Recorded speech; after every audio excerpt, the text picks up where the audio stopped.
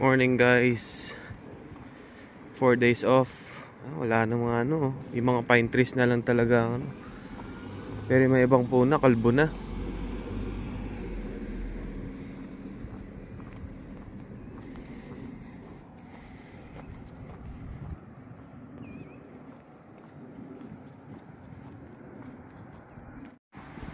Grabe, parang 2 linggo rin akong hindi nakapag-tennis. Kasi ang pangit ng duty ko ng itong nakaraan guys. Every other day ang pasok ko.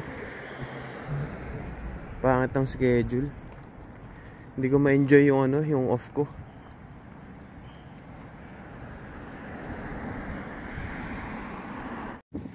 So mamaya siguro mga tanghali. Antayin ko mag 50s. Baka try ko ulit mag-tennis. Kasi medyo 40s ngayon guys eh. Medyo lang. Hindi, nasa 43 ngayon. Medyo balot na balot ako ngayon. Pero hindi naman masyado makapal to. Sakto lang. Yun guys, yun. Walking lang ako. Hindi ko alam saan ako aabot.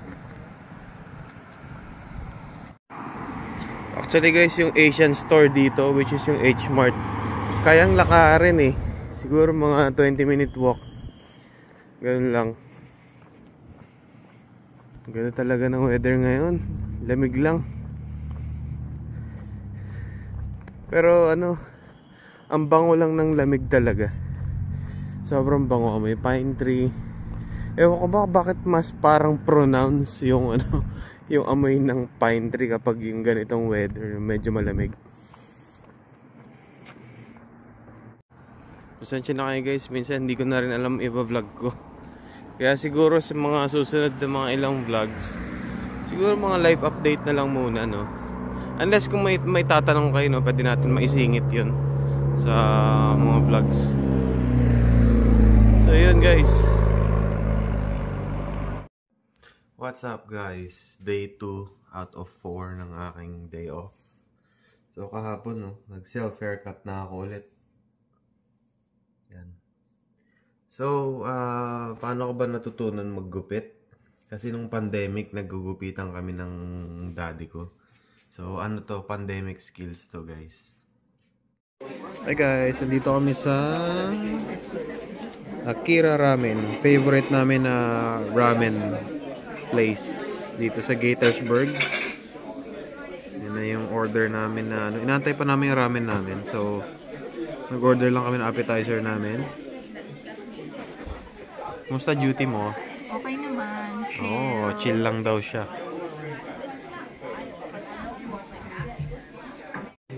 Ayan, dumating na guys. Si Nika, siya? Gyudon with soup. Miso soup. Set pala yung sa'yo, baby. Hingi ka pa ng sabaw ko. Sa akin, Volcano Akira Ramen. So, kain tayo guys, Akira Ramen.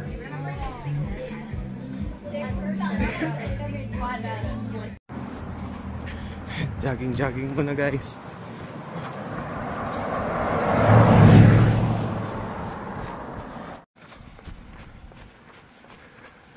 Gloomy. Guys, yung naghahanap kami ng matitirahan dito sa Montgomery County. Itong una namin tinignan eh. Tapos 1 bedroom apartment dito. 1,800. Pero hindi yung nagtatapos doon. May dito na hindi mo mapapalitan yung option na kuhanin yung plan na internet na which is $110. So that makes it parang almost $2,000 na. So tapos meron pa yung sa garbage disposal nila na fee, which is parang $70 yata, and then parking $50 per car. So parang lumalabas din na yung total na rent expenses dito sa lugar na to, which is 1 bedroom apartment, ay para ka na rin nagbabayad ng yung basement apartment na rent namin, which is 3 bedroom na. So jackpot talaga kami dun sa sa nakita namin kung saan kami ngayon. So may nagtatanong din buti nga na bring up niya tong tanong na to, which is para to sa mga mga interesadong Filipino nurses natin dyan sa Pilipinas na paano daw uumpisahan. Sir, saan namin uumpisahan kung gusto namin pasukin ng US para mag-nursing? So it all starts with interest. So tignan nyo lahat, marami na rin naman ng mga nagva-vlog. YouTube is the best tool para makita nyo kung parang window siya ng buhay na pwede nyo ma-experience. So ang daming bansa na pwedeng pasukin para mag to work as a nurse, di ba? May Middle East, may UK, may New Zealand, may Australia, and US. Meron din Canada, di ba? So ito lang naman yung mga main, pero alam ko marami pang iba. So check them out, panoorin nyo, tignan nyo yung yung mga living situation sa mga bansa na yan, para makita nyo yung mga possibilities na maging buhay nyo rin at may experience nyo. Pero kung usapang US, of course nag-uumpisa yan guys sa pag-e-NCLEX. So umpisahan nyo yung NCLEX journey nyo, dahil promise, ito 100% ito, pag napasa nyo yung NCLEX, yung isang binti nyo nasa Amerika na. Ganun ang pakiramdam. Pero totoo naman yun kasi the hard part is over which is yung exam. Yung kalahati is yung, of course, yung mag-IELTS kayo, English proficiency, kung ano man English proficiency exam na iti-take nyo. Alam ko may mas madali na sa IELTS mga OET, alam ko may mas bago pa. So huwag kayo mo overwhelm kasi isa-isa lang, kasi pag inisip nyo lahat yan, parang feeling nyo ang dami nyo kailangang pagdaanan hindi naman isang bagsakan yan lahat yan nag-uumpisa NCLEX lang muna, yun lang ang isipin nyo.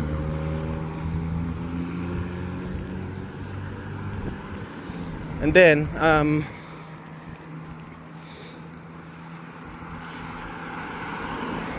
after nyo makapasa ng NCLEX, ayun na yan, mamimili na kayo ng mga agencies or employer kung sinong mag-i-sponsor sa inyo. Sila talaga yung sila talaga yung tulay nyo para makarating ng Amerika. Alam ko ang dami yung napapanood na mga vlog about staffing agency versus direct hire. One is better than the other, parang ganun. Pero ito ang tandaan nyo guys, wala naman ako masasabi dun dahil I cannot speak para sa magda-direct hire kasi hindi naman kami direct hire, staffing agency kami nun. Pero ito lang masasabi ko, wala namang much better kasi kahit sino man ang hawakan nyo, kahit sino man ang ang gamitin nyo, staffing agency or direct hire, hindi talaga libre ang mag-Amerika. Kasi kapag mag-direct hire kayo, karamihan sa kanila shoulder mo yung mga shoulder mo yung mga gastusin, shoulder mo yung mga fees sa mga application, mga ganyan. Correct me if I'm wrong kung sino may mga direct hire dyan. So dami ko rin napapanood at mga friends ko na mga under direct hire, gumastos sila nag-file ng mga sila yung nagbayad ng mga nila, si GFNS, mga ganun, lahat ng mga licensing, transfer ng license, attorney's fee, yung pag-file ng I-140, mga fees na yan.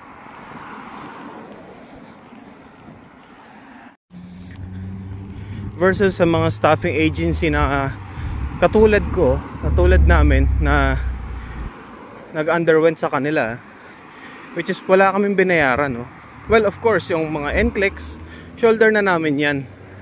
Nag-IELTS kami, shoulder na namin yan.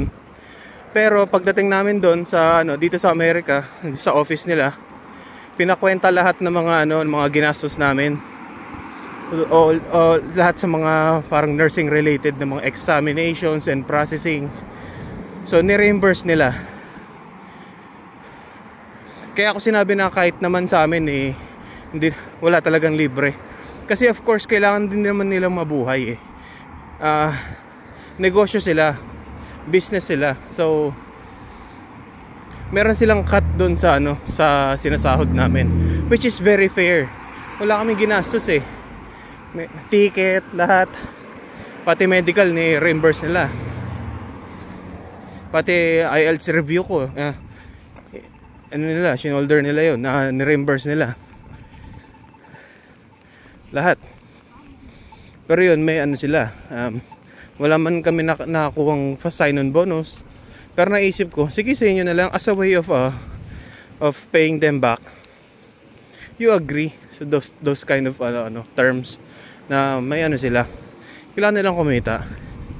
Kasi ako naisip ko, sino ba naman ako para tulungan nila, di ba? Kailangan 50-50 lang. Kasi kapag naisip mo na ano ba yan, dami mo nang babayaran, syempre yun nga sino ka ba naman para ilibre ka ng isang tao na para mabuhay dito, tapos ang dami mo pang demands, di ba? Bato-bato sa langit pero be fair naman. Kahit ano naman piliin nyo wala talagang libre. Pero thankfully yung sa sa agency ko, yun nga, sa staffing agency kung saan ako noon, medyo mahirap lang yung umpisa kasi traveler pala yung namin, yung item namin. So anong nangyayari, ang base rate namin, yung base rate talaga ng mga ng mga regular, tapos the rest goes to them. Para naman din, parang patas din naman din. So parang halos walang bawas, di ba? Kasi yung salary mo parang kasing grade ng ng mga regular doon. Tapos inisip ko rin naman wala naman akong experience sa Amerika. Sa Pilipinas sa experience ko, hindi mo naman pwedeng ipagkumpara yun. So fair enough.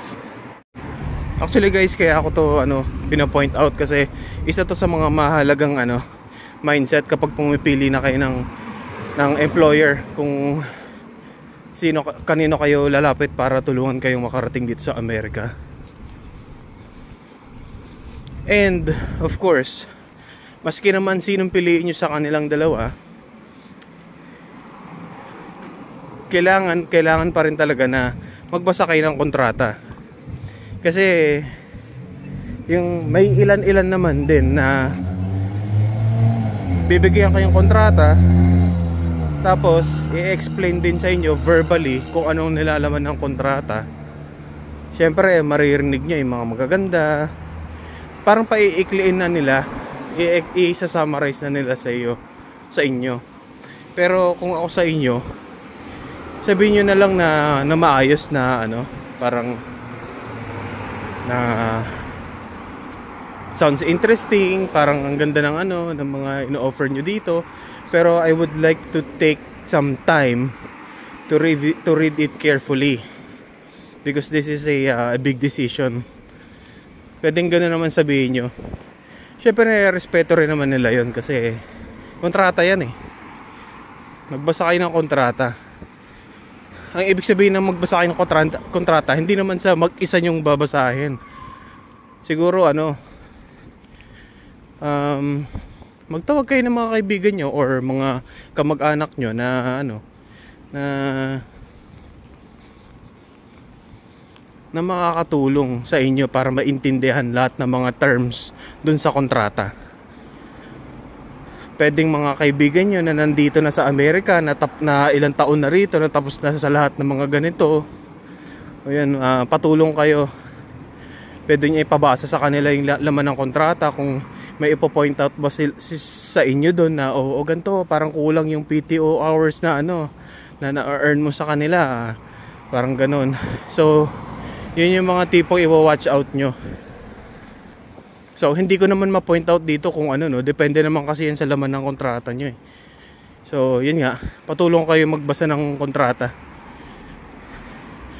para ma-point out na na ito red flag to ganun. Pero ito ang iisipin niya lagi, ang Amerika ay it's not always a bed of roses. Mahirap din magtrabaho dito, guys. At saka yung kultura dito, medyo talagang kailangan may baguhin kayo sa lifestyle nyo dito para maka-adapt sa culture dito sa Amerika. Yan. Malalaman nyo rin. I mean, balikan nyo yung mga ilang vlogs ko. May mga pulot din kayo doon, guys. Pero in general, yun nga, kailangan mag-adapt kayo sa lifestyle dito para para sumabay kayo sa culture ng dito sa Amerika. Maski naman may makilala kayong mga Pilipino dito mapapansin nyo parang iba na rin yung nila, yung routine nila o lifestyle nila. Kasi ang tagal na sila dito. Para mag-survive kayo, kailangan talaga mag-blend in kayo sa sa culture. So hindi naman yun marami, parang may mga konti lang kailangan baguhin. Lalo na sa work. Of course, hindi na kung sino man sa inyo pupunta sa state na hindi diverse, so hindi na karamihan Pilipino ang kausap nyo, talagang mapapalaban tayo ng English yan. Example na lang yung mga nila, mga humor nila. Sabihin natin ang normal na talagang sarcastic sila, kaya alam nyo yun, kailangan talagang hindi nyo na masamain parang ganun lang. So yun lang naman, guys. So ang talagang pinakamalaking contribution ng pag-Amerika na mauumpisa nyo talaga is NCLEX. Kasi guys, yung NCLEX pa lang malalaman nyo na ma-earn nyo na yung discipline ng proseso ng pag-Amerika. Dahil sa NCLEX pa lang, pag NCLEX pa lang o pag-apply pa lang ng NCLEX hanggang sa mag-exam ka, marami ng steps yan.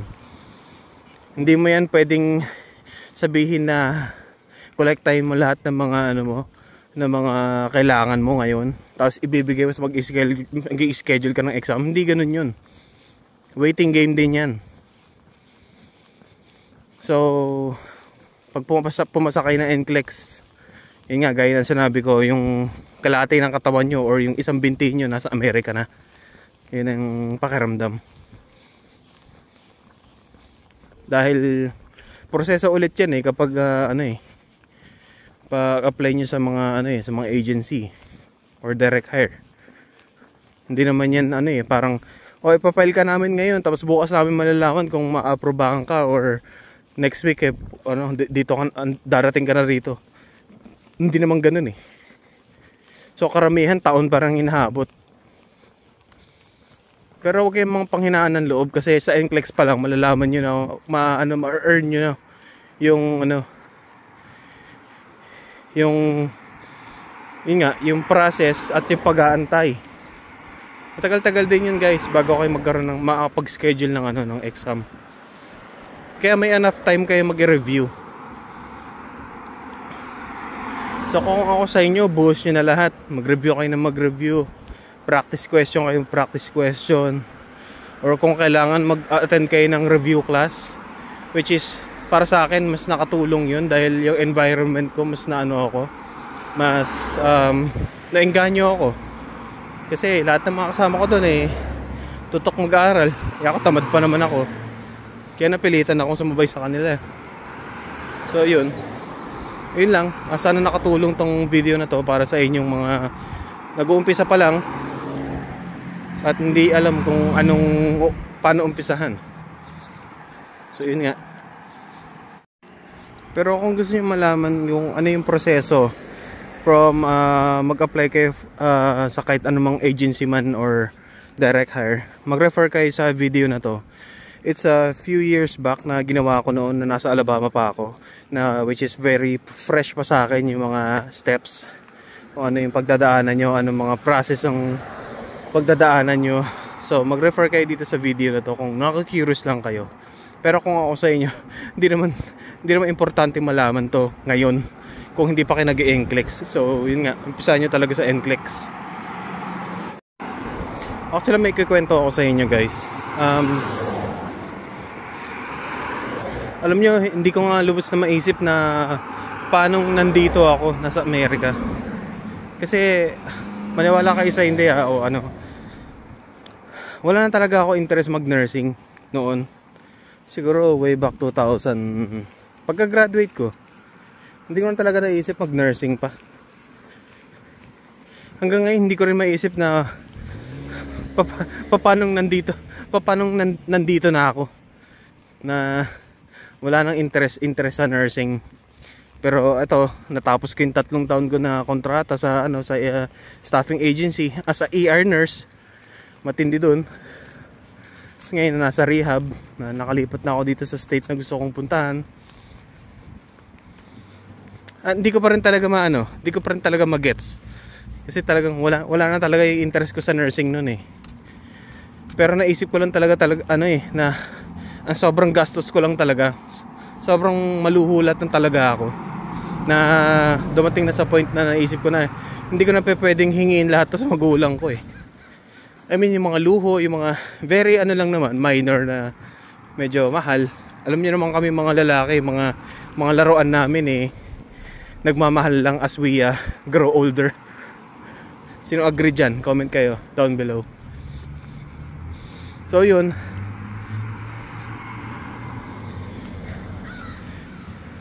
so nabibili ko naman yung mga gusto ko dito sa Amerika, kaya kaya ginagamit ko yung nursing na profession as a tool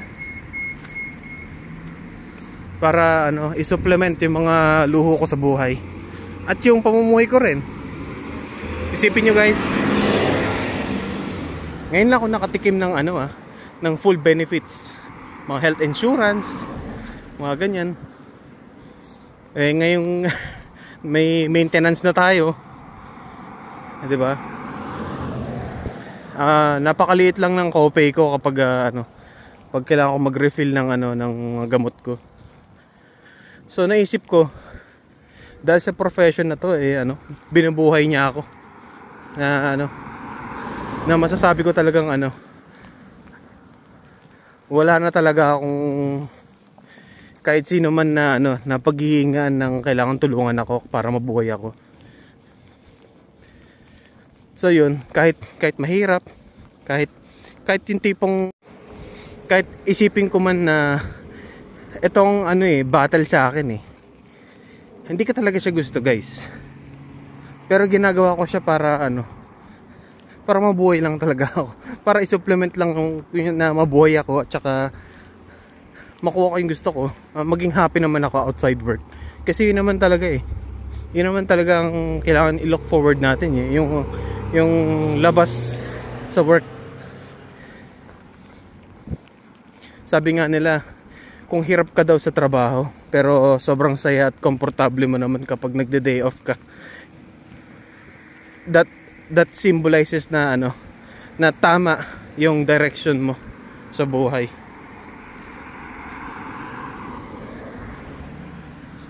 So yun lang naman.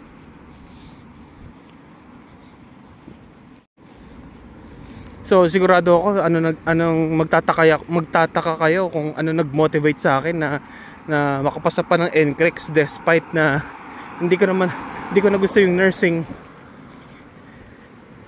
Ang motivation ko na lang talaga dito ay peer pressure guys. Yun yung nangyari sa akin. Peer pressure talaga ako noon sa work ko dahil lahat ng mga ka-work ko noon sa Pilipinas may gustong puntahan. Ako na lang yung walang plano sa buhay. So alam ko na ikwento ko na ito noon pero ayun nga, hindi ko naman trip yung mga gusto nilang puntahan. Sinuwerte lang talaga kami na bata pa ako nakapunta na ako dito sa Amerika as a tourist. So every ilang years na kapag-bakasyon naman kami dito. Kaya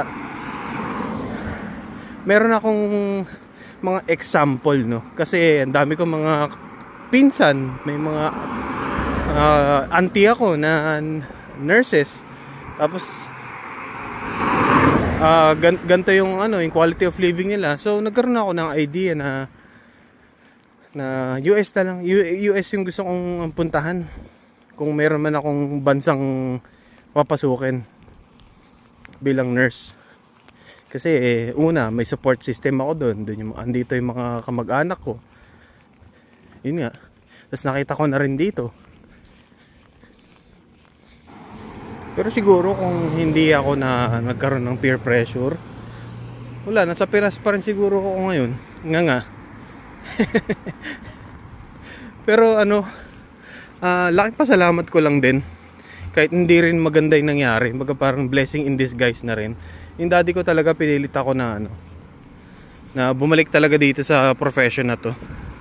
Kasi medyo ligaw-ligaw na rin ako noon eh. So graduate ako noong 2009. Tapos nakatatlong take ako ng local boards natin. I would say parang mas mahirap pa nga yung board sa Pilipinas eh. Alam niyo bakit? Kasi tatapusin niyo ilang items ng exam. Tapos magdudusa kayo ng ilang buwan na antay yung kakaantay ng kung kailan lalabas yung result. Tapos magbe-base pa 'yon sa kung sino pinakamataas na na score dun sa exam na yun at pinakamababa. So doon nila binibase kung ano yung passing score ng So nakatatlo ako nun guys bago pumasa. Then after nun, tinry ko siguro mga 2010 na ako nagkaroon ng license, no. Tinry ko lang mag-apply. So ang daming hospitals na hindi tumatanggap ng walang experience. Kahit sa school, sa school ko, ayoko na banggitin. Pero university na yun at hindi pa ako tinanggap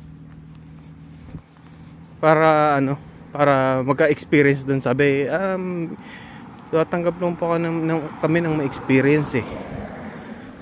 So sabi ko, hindi ko alam kung anong in time na yun, ang daming call center, di ba? So ako hindi naman ako napapalaban sa English. So nauuso na yung mga BPO na non-voice. So naisip ko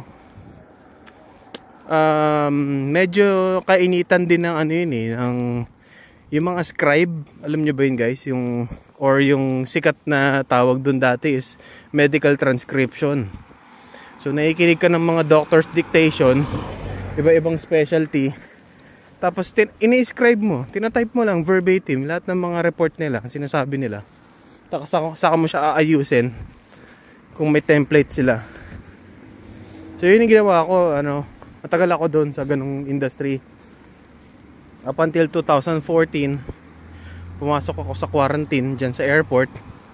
So first time ko nagamit yung license ko. Pero hindi naman talaga yun bedside eh. So hindi ko feel yung pagiging nurse ko nun. Feeling ko lang ako, staff lang talaga ako sa airport. Pero DOH yan So public health nurse yung kategory niya. Until na parang nagsawa ako, tapos sinabi ng daddy ko na balik ka na ng hospital para pag yung America nag-open ulit na mag-hire ng mga nurses ready ka na. Tapos mag-exam ka. So ilang beses kami nag-aaway noon. Sabi ko ayoko na, okay na ako dito. Tapos doon niya ako sinasabihan na ipapakain mo sa sarili mo. Of course kasi yung daddy ko, siya yung bumubuhay sa amin eh. Yung example ko na lang yung father ko, dahil yung father ko he makes 6 figures. Kaya maayos yung namin, pamumuhay namin. Siyempre sigurado worried na lang man yung daddy ko, no. Concern lang naman siya sa future ko. kung papatuloy ako sa ganung pamumuhay.